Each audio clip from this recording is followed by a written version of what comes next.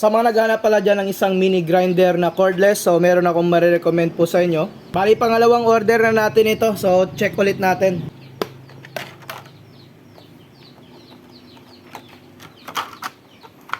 Yung kagandahan dito, complete set na po siya. Meron po siya ditong USB cable para sa kanyang charging. Tsaka may mga liha na po siya dito. Tsaka may mga grinding bits na po siyang kasama. Tsaka meron din siyang kasamang pang-cutting sa mga maliliit na metal. Ito naman yung kanyang mini grinder mismo. Ayan.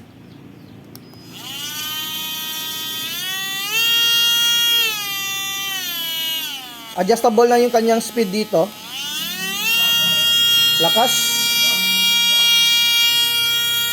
Yung kanyang voltage 7.2 volts. 8,000 to 28,000 RPM yung kanyang speed.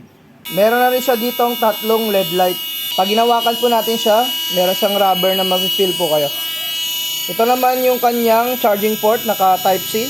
Upon testing ko dito sa unang na order ko, talagang matagal po siyang malobat.